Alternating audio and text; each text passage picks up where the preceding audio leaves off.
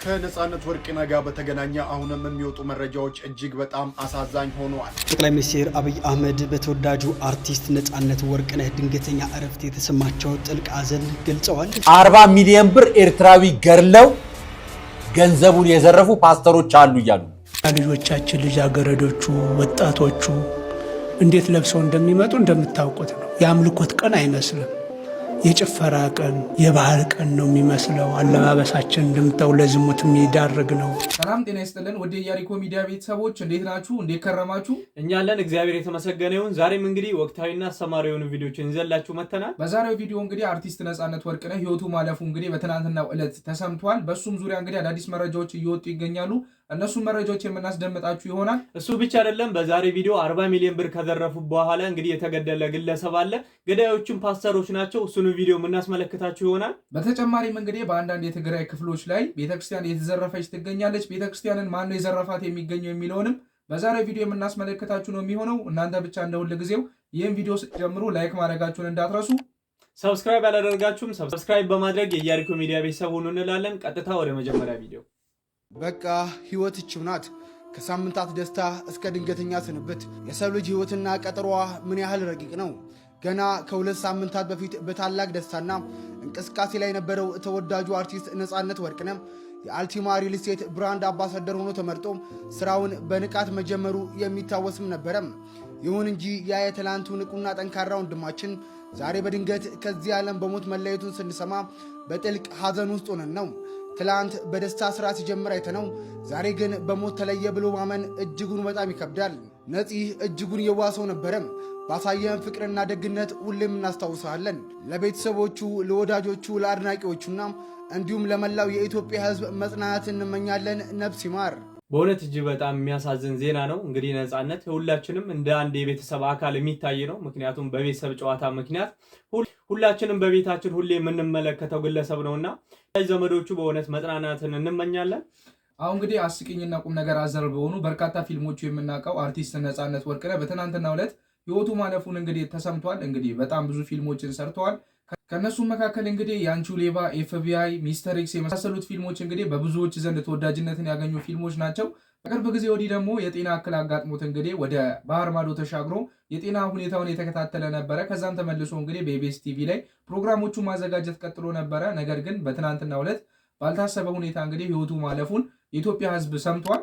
አሁን እንግዲህ ከዛም ጋር ተያይዞ እንግዲህ እሱ አስቀድሞ መሞትን ያውቅ ነበረ የሚሉም እንግዲህ መረጃዎች ይወጡ ይገኛሉ። አስቀድሞ ፎቶ ፖስቶ ከፎቶ ስርም እንግዲህ ይሄ ለማስለቀሻ ይሆናል በማለት የተናገረው የጻፈው ጽሑፍ እንዳለ እንግዲህ እየተነገረ ይገኛል። እስኪ እሱን ቪዲዮ ተመልክተን እንመለስ። ከነጻነት ወርቅነህ ጋር በተገናኘ አሁንም የሚወጡ መረጃዎች እጅግ በጣም አሳዛኝ ሆነዋል። ከቀናት በፊት ይቺ ፎቶ ለማስለቀሻ አሪፍ ናት ብሎ በኢንስታግራም ገጹ ላይ እንደለጠፈ ብዙ መረጃዎች እየተዘዋወሩ ይገኛሉ። እንደምትመለከቱት ይቺ ለማስለቀሻ አሪፍ ናት ሲል ነጻነት ወርቅነህ በኢንስታግራም ገጹ ላይ አስፍሯል። ይህንንም ፎቶ ታዲያ ብዙዎች እየተቀባበሉት ይገኛሉ። አሁን እንግዲህ ከዚህም ጋር ተያይዞ እንግዲህ ጠቅላይ ሚኒስትሩም ጭምር የሀዘን መግለጫ እንግዲህ አውጥተዋል። በአርቲስት ነጻነት ወርቅነህ ህልፈት ምክንያት የተሰማቸውንም ጥልቅ ሀዘን እንግዲህ በአጋሩት ጽሑፍ ለመመልከት ችለናል። እስቲ እሳቸውንም ጽሑፍ ተመልክተን እንመለስ። ጠቅላይ ሚኒስትር አብይ አህመድ በተወዳጁ አርቲስት ነጻነት ወርቅነህ ድንገተኛ እረፍት የተሰማቸው ጥልቅ ሐዘን ገልጸዋል። ጠቅላይ ሚኒስትሩ ባስተላለፉት የሐዘን መልእክትም አርቲስት ነጻነት ወርቅነህ በተለይም በታላቁ የህዳሴ ግድብ ላይ በተዘጋጀው የ2016 አዲስ ዓመት የመቀበያ መርሃ ግብር ላይ የነበረውን ጉልህ ተሳትፎ በአድናቆትን አስታውሰዋል። ነጻነት ሁላችንም አዲሱን ዓመት በደስታ እንድንቀበል ካደረገው አስተዋጽኦ ባሻገርም በብሔራዊ ሁነቶች ላይ የነበረው ሚና ሁሌም ይታወሳል ሲሉ እንግዲህ ጠቅላይ ሚኒስትሩ መልእክታቸው አስተላልፈዋል። ጠቅላይ ሚኒስትሩ ለአርቲስቱ ቤተሰቦች፣ ለወዳጆቹ፣ ለአድናቂዎቹ በሙሉ መጽናናትንም ተመኝተዋል። 16 አዲሱ ዓመት እንግዲህ በህዳሴው ግድብ ዙሪያ በነበረው ፕሮግራም ላይ እንግዲህ የፕሮግራሙ መሪ የነበረው ነጻነት ወርቅነህ ነበረ። በዛም ዕለት እንግዲህ ድንቅ የሆነ ፕሮግራም ማሳለፍ ችሎ ነበር። ጠቅላይ ሚኒስትሩም በዛ ፕሮግራም ላይ ተሳታፊ ነበሩ። ሌሎች ትላልቅ ባለስልጣናትም የተገኙበት ትልቅ ፕሮግራም አካሂደው ነበረ። ከዛም በተጨማሪ እንግዲህ በሀገራዊ ጉዳዮች ላይ ተሳታፊ እንደነበረ ጠቅላይ ሚኒስትሩም ጭምር ገልጸዋል። በእውነት የወንድማችንን ነፍስ ይማርልን ነው የምንለው። እስቲ ከዚህ መቀጠል ደግሞ እንግዲህ ከሰሞኑ በትግራይ በአንዳንድ አካባቢዎች ላይ በቤተክርስቲያን ውስጥ አንዳንድ ዘረፋዎችና ባንዲራ እስከማቃጠል የኢትዮጵያ ኦርቶዶክስ ተዋሕዶ ቤተክርስቲያን ቻፓ ያለባቸው ነገሮችን በሙሉ እያስወገዱና እያቃጠሉ እንደሆነ ተነግሯል። እስኪ ይህን ቪዲዮ ተመልክተን እንመለስ።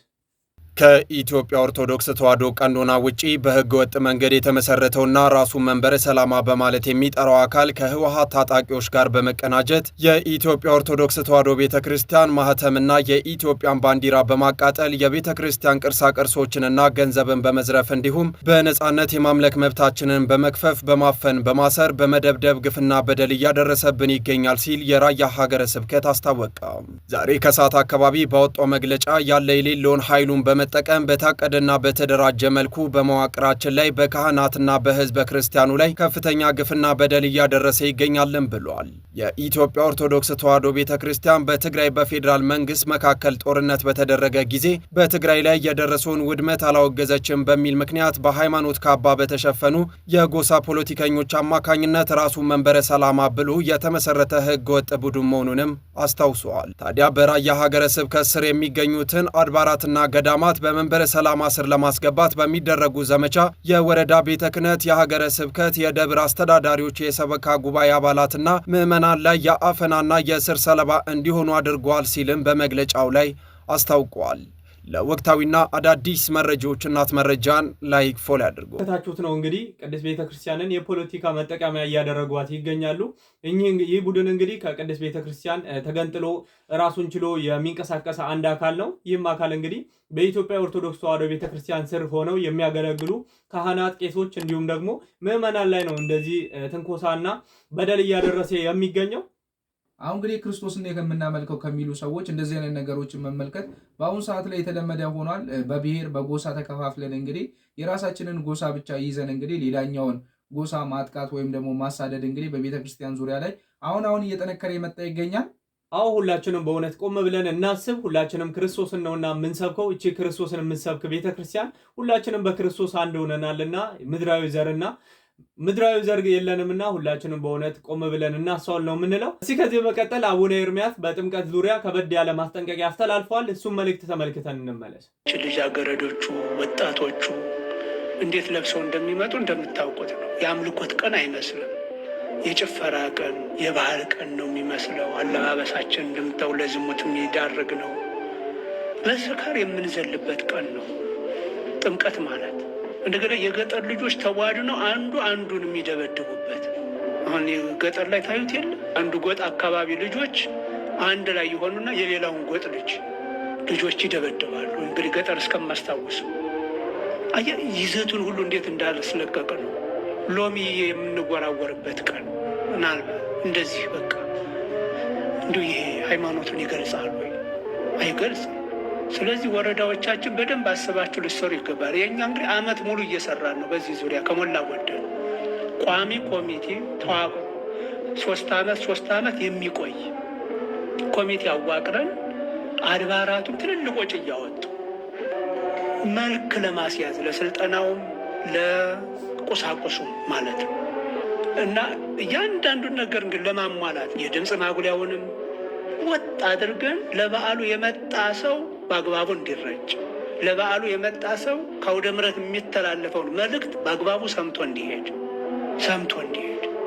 እና ሌሎችም ነውሮች እንዲለቀሙ ይህን ያህል ወጪ እያወጣን ነው እና ወረዳዎችም በዛው ልክ እንዲሁ በተለመደው ልክ እውነት ለአባታችን ቃለ ሕይወት ያሰማልን። በየአካባቢያችን እንግዲህ የምንመለከታቸውን ስህተቶች እንግዲህ አባታችን ግልጽ በሆነ አማርኛ ነግረውናል። የሴቶች አለባበስ እንዲሁም የወጣቶች እንግዲህ የጸብ ጉዳይ በጥምቀት በዓላት ሎሚ መወራወር በሚሉ ሰበቦች የማይሆኑ ነገሮችን ለምናደርግ ሰዎች ትልቅ የሆነ መልእክትን አስተላልፈውልናል። አዎ እንግዲህ በበዓሉ ጊዜ ከበዓሉ አከባበር ዶግማዊ ከሆኑ ነገሮች ውጪ ሌሎች ነገሮች እንግዲህ የገቡ ነገሮች በተለይ ደግሞ የሎሚ ምናምን የመሳሰሉት ነገሮች ጎልተው ይታያሉና ከአለባበስ ጀምሮ ህዝቡ እዛ ጋር ሲመጣ በዕለቱ ለምን እንደተሰበሰበ ከመስማት ይልቅ በተለያዩ ነገሮች ተወስዶ እንግዲህ የተለያዩ ነገሮችን ሲያደርግ ነበርና የምንስተዋለው ያ ነገር በእውነት ዘንድሮ ይቀረፋል ብለን እናምናለን። እስቲ ከዚህ መቀጠል ደግሞ ፓስተሮች ከኤርትራ አካባቢ የመጣን ግለሰብ እንግዲህ ገድለው 40 ሚሊዮን ብር እንደተቀበሉት እየተነገረ ይገኛል። እስኪ እሱን ቪዲዮ ተመልክተን እንመለስ። 40 ሚሊዮን ብር ኤርትራዊ ገድለው ገንዘቡን የዘረፉ ፓስተሮች አሉ እያሉ አብረን እንስማ። አንድ ኤርትራዊ እኮ እዚህ ከተማ ውስጥ እኮ ሰውየው ተገሎ እኮ ብሩን ወስደዋል ነቢያት። ለጉዳዩን ለሚሸፍኑ ሰዎች 5 ሚሊዮን ብቻ አውጥተው የቀረውን 35 ሚሊዮን ብር የወሰደ ነብይ እኮ አለ እዚህ ከተማ ላይ። ሰውን ነብስ አስጠፍቶ አዎ እዚሁ ከተማ ቢያሳ ነው የሞተው ሰውየው። እንዳው ኤርትራዊ ስለሆነ ብዙ ምንትኑ አልወጣም፣ በዘመድም እዚህ ስለሌለው ምናምን እንደዚህ የሚያደርጓሉ። ከባድ ወንጀል የሚሰራበት አገር ነው እንደዚህና አሁን በዚህ መልክ ጌታ ሰጠን ምናምን ሰጠን የሚሉት ሰርተ ስታመጣ ነው። ይሄ የሚዘዋወረው ገንዘብ ተሰርቶ የመጣ ገንዘብ አይደለም። በሌብነት ካንተ ይነጠቃል፣ እኔ ጋር ይመጣል፣ ከኔ ደግሞ የተሻለ ሌባ ደግሞ ይነጥቅና እዛ ጋር ይወስዳል። ያለው ነው ሮቴት እያደረገ ያለው ተሰርቶ የመጣ አይደለም። ቄስ ግርማ ሐሰተኛ ፓስተሮችን የተናገሩበት ቪዲዮ ነው ሀሌታ ሚዲያ ላይ። በጣም አደገኛ ንግግር ስለሆነ 40 ሚሊዮን ብር ኤርትራዊ ገርለው ገንዘቡን የዘረፉ ፓስተሮች አሉ እያሉ አንድ ኤርትራዊ ፒያሳ ላይ ተገርሎ 40 ሚሊዮን ብር ተዘርፏል። የዘረፉትን ፓስተሮች ናቸው። 35ቱን እነሱን ወሰዱት። ህግ አስፈጻሚዎቹን ደግሞ ወይ ደግሞ ጉዳይ እንዲገሉላቸው የታሰቡ ሰዎች ደግሞ 5 ሚሊዮን ብር ተከፈላቸዋል። በእውነት አሳፋሪ መረጃ ነው። እንግዲህ መንግስት ይህን መረጃ በእውነት ተከታትሎ ለህግ ማቅረብ አለበት ብለን እናስባለን። እንግዲህ ፓስተሮች በግልጽ ለዛውም አዲስ አበባ ላይ እንግዲህ 40 ሚሊዮን እንግዲህ ግለሰብን አስገድሎ መቀማት ማለት በእውነት በጣም የሚያሳፍር ነው። በሃይማኖት ስም እንግዲህ መደበቅ አይቻልም። በእውነት ይህን ነገር ደግሞ ያወጡት እንግዲህ ወይ ኦርቶዶክስ ወይ ደግሞ የእስልምና እምነት ተከታይ አይደሉም። የራሳቸው ፓስተር የሆኑ እንግዲህ ቄስ ናቸው። እኚህ ሰው እንግዲህ እሳቸው ናቸው እንግዲህ በግልጽ መጥተው በቪዲዮ እንግዲህ የተናገሩት። እንግዲህ ያለ ማስረጃ ይህን ነገር ሊያወራ አይችልም። በጣም ትልቅ ጉዳይ ነው። የፓስተሮች ስምም ነው የተነሳው። በዛ ላይ ደግሞ ብሩ ለራሱ በጣም ብዙ ነው። እንግዲህ በግልጽ እንግዲህ በአዳራሽ ላይ ከሚያደርጉት ዝርፊያ በተጨማሪ እንደዚህ አይነትም የግድያ ወንጀል ላይ እንግዲህ አንዳንድ ፓስተሮች እንደሚሳተፉ በግልጽ እንግዲህ ተናግረዋል። እዚህ ጋር ደግሞ አንድ መመልከት ያለብን ቡካንቱ ብር ይገብላቸዋል እየተባለ የሚገባው ብር እንግዲህ ይሄ ብር ኬስ እንደሚመጣ አሁን ላይ እንግዲህ መረጃዎቹ እየወጡ ነው ማለት ነው። ዝም ብሎ ብር መቼም ከሰማይ አይዘንብም። ከእንደዚህ አይነት መንገዶች ነው እንግዲህ እየመጣ የሚገኘው ማለት ነው። እስቲ እንግዲህ ጥምቀት እየደረሰ ነው። ነገ ደግሞ ከተራ ነው። እንግዲህ አንድ ሙስሊም እህታችን መታ ደግሞ ጥምቀት እጠመቃለሁ ሙስሊም ሁኜ ለራሱ ጥምቀት እጠመቃለሁ እያለችን ትገኛለች። እስቲ እሷን ቪዲዮ ተከታትለን እንመለስ። እስከ ቅርብ ጊዜ ጸበል ሄጃለሁ። ጠይቅሻለሁ። ጸበል እኔ በጣም ከምወደው ነገር አንዱ ገዳም መሄድ ጸበል መሄድ ነበረ። ጸበል ገዳም ሲሄድ ሰዎች ዝም ብዬ ተነስቼ እሄዳለሁ። ገባ የምሄድበት ምክንያት ምንድን ነው? እዚህ ያለው የዓለሙ ነገር ኮተቱ ምናምን ሲለኝ ከሰው ጋር ማላወራ ምንም አልልም። እሄዳለሁ። ሲሄድ ማውራት የምፈልገው መሄድ የምፈልገው በዛ ያንን ተራራ ምናምን ስትወጣ ምናምን አይነት ዛት ስፔስ ያንን ስፔስ ነው የምፈልገው። በዛ ውስጥ ነው ሜዲቴት ማድረግ የምፈልገው። ይሄ ሜዲቴሽን የሚባል ቋንቋ እሄዳለሁ። ከፈጣሪ ጋር ማውራትን ነው የምፈልገው። በቃ ጅስ ኒድ ሂም። በጣም ከሚገርም በእስልምና ውስጥ ደግሞ እኔ በጣም የምወዳት ራቢያ የምትባል አለች የሱፊ። አሁን ስለ ሱፊ ብትጠይቀኝ እኔ አውርቼ ሁሉ የማልጠግበው ነገር ነው። እኔ ህይወቴን የቀየረው ማን ነው ብትለኝ ሩሚ ነው። ሰዎች አንደርስታንድ ላይ ያደርጉት ይችላሉ። የሩሚን መጽሐፍ እኔ 40 ሩል ኦፍ ላቭን ካነበብኩ በኋላ ቁም ነገር ተቀየረች። ገባ በቃ ኮምፕሊትሊ 100% ነው የተቀየርኩት። በእውነት እንግዲህ ለየት ያለች እህታችን ናት። እንግዲህ ሙስሊም ሆኖ ጸበል ገዳም መሄድ ማለት ትንሽ ግራ የሚያጋባ ነው።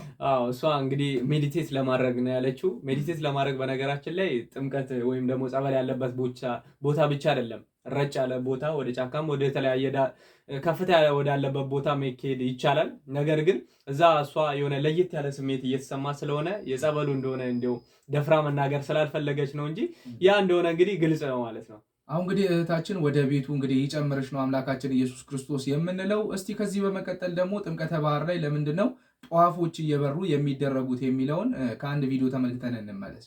ጥምቀተ ባህር ላይ እንዲህ የተመሳቀሉ ጧፎች ለምን የሚበራ ይመስላችኋል? ይህ ሁሉም ጥምቀተ ባህር ላይ ይደረጋል። በተመሳቀለ እንጨት ላይ 4 ጧፎችን በማሰር አብርቶ ወደ ጥምቀተ ባህር ይለቀቃል። የዚህ ምሳሌ ጌታችን ኢየሱስ ክርስቶስ ሲጠመቅ ብርሃን መውረዱን ለማሳየት ነው።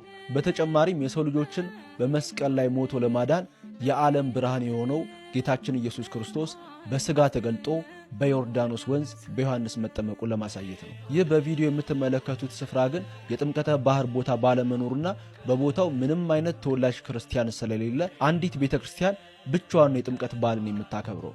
አምና በዚህ ቦታ ተገኝተን ነበር ያከበርነው። ዘንድሮም በዚች በስለ ሰማያ ቂልጦ ማርያም ገዳም ለማክበር ተዘጋጅተናል። ናዝሬት አዳማ የምትኖሩና አብራችሁን መጓዝ የምትፈልጉ በ0937 12 0668 ላይ ይደውሉልን፣ አብረን እንጓዝ። በእውነት ለወንድማችን ቃሉትን ያሰማልን። እንግዲህ ለምን እንደሚበራ ሁላችሁም አሁን ላይ ያወቃችሁ ይመስለናል።